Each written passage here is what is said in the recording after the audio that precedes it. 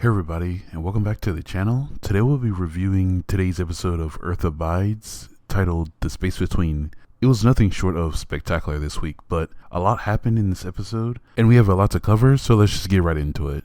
But the episode starts with Ish pulling right up to the house that we see at the end of episode 1. I thought it was a little bold of him to just walk right up to her house like that. I mean, you know, everybody's not friendly, especially at the end of the world. He pulls up to the house, and then a woman on the top of the roof of the house surprises him, and she has a rifle trained on him as well. And then she screams, "What do you want?"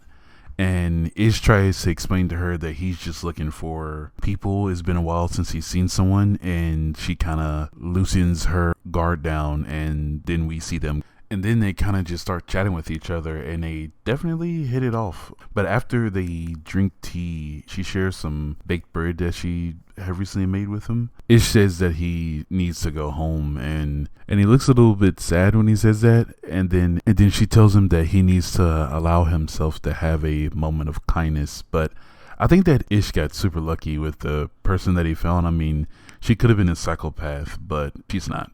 Then we see that Ish has been at her place for a while now, as it's nighttime, and she says that she doesn't want to stay there because it has no soul, and that she chose that house because normally there are no dead bodies in the homes that are for sale. So they head over to Ish's place, and he's kind of frozen up before they get out the car, and he apologizes to Emma for being happy, and she says that she has that effect on people, so don't worry about it. But Emma goes out to the front to make sure that the vegetables that she grows can grow in his yard. And then Ish kind of has like a click of remembrance. And then we see him cut a noose from the roof, the hallway, and he kind of hides it away as Emma comes back in. But I guess it really is a good thing that he found her when he did, because it did not look like that he is going to last much longer if he didn't. But they then find out that they have a mice infestation, which is never good. So they go to the grocery store to stock on supplies to get rid of them, and also they grab some groceries.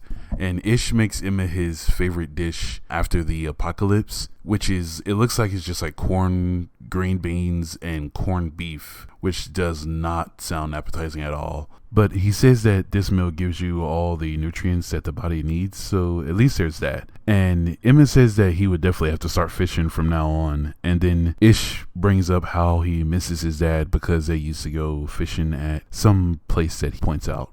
But then Emma kind of like diverts it. You can see on her face that she wants to say something, and then she says that she misses the birds because of how quiet it is now.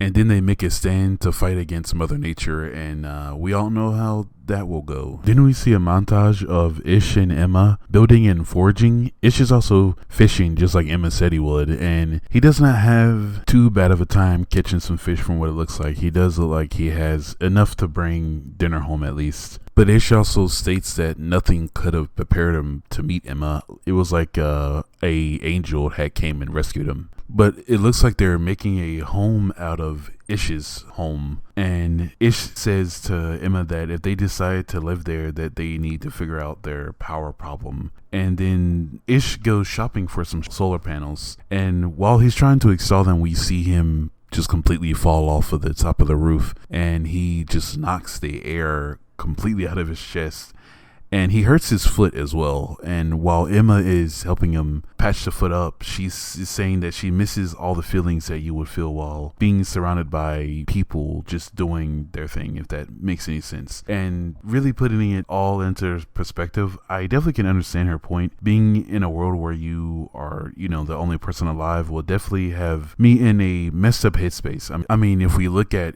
Ish, it even had the same toll on him as well, and he is, you know, used to being alone, from what it looks like at least. But in the next scene, Ish is fast asleep, and Emma gets up out of bed to check her bag, and we can see that they finally reveal her family, and we see a whole bunch of people. One of them looks like it could be her husband, and then maybe her mom and dad, and we see two pictures of two girls that are probably her daughters, and we see her tear up after looking at them, so they definitely were probably her daughters. But now Ish is back on to work on the solar panels, and Emma asks him when they will be done because she has a baby on the way, in 6 months. And Ish takes it pretty hard because he's scared to have one. I mean, there's no doctors or hospitals, so that's a lot to worry about in the circumstances that they're in. But now the panic is starting to settle into Ish, so he goes back to the library and grabs a bunch of books on how to have a baby. And I mean, honestly, I did not think it was a bad idea, especially in times like this where there's, no help at all. By the time dinner comes around for them, she tells Ish that all these vegetables are not going to fill her up.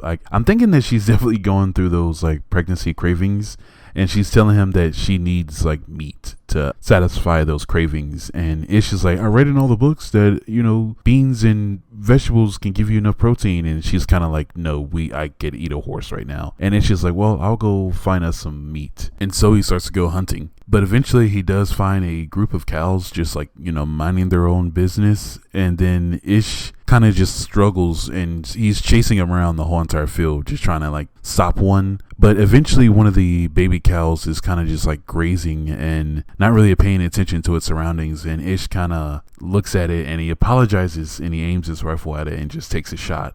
But the shot wasn't enough to put out the cow. So we can hear the cows just screaming and screaming. And it kind of, it's pretty messed up. And it's just like, he's pretty sad that he has to do this. And he just finishes off the cow and he starts to carve it up. But before he does that, I mean, can you take a guess of what he does next? He pulls out a book that he got from the library on how to like cut open an animal and stuff like that, and what you need to check out. But I mean, I'm glad he does, because it gives less work for his pregnant girlfriend over at his house. But when he gets back, he's able to turn the power back on. They finally got these solar panels to work, and just in time too for that beef to get put into the refrigerator. I've been in there ready to put them suckers on the grill. I mean, she did say she was hungry, but Emma goes to Ish and tells him that she has to show him something, and it's a big old giant rat that she said that she had drowned in the toilet. And then we see the event that I think is possibly worse than the outbreak that happened in the show. But there are millions of rats coming from everywhere and covering the whole street. So they decide to go outside and burn the trash that they have in the home. But that didn't really change anything at all. The horde just keeps coming and coming. And they figure that it's definitely the cow that the rats are trying to get after. So Ish goes back inside and throws the cow in the fire that they made. And the smell from that makes the rats even more rowdy than before. But then they have to retreat back inside, and they start sealing the holes and blocking the outside from the rats. But we sadly see that Lucky has been trapped outside, and he's getting eaten alive by the rats.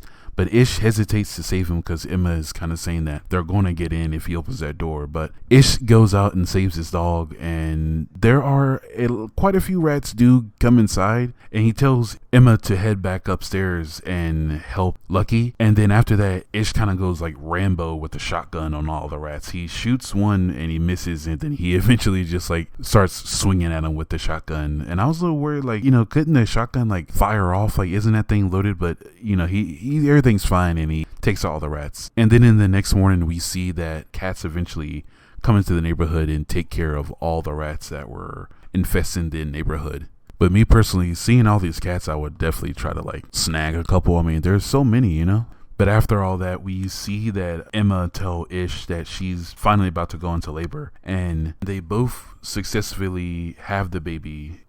Ish had to, Ish was struggling a little bit, but he did pull through, and they did have the baby.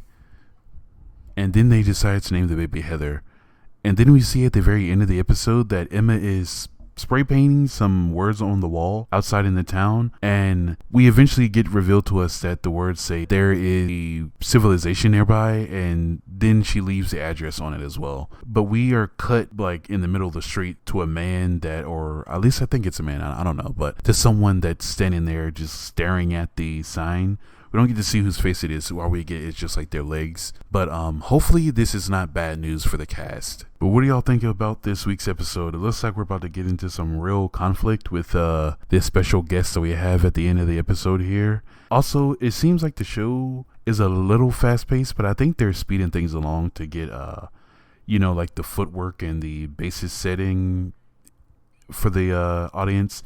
And also, I think they're trying to introduce all the main cast members as well. But Everyone let me know. And as always, thanks for watching, and I'll see you on the next one. Goodbye, everyone.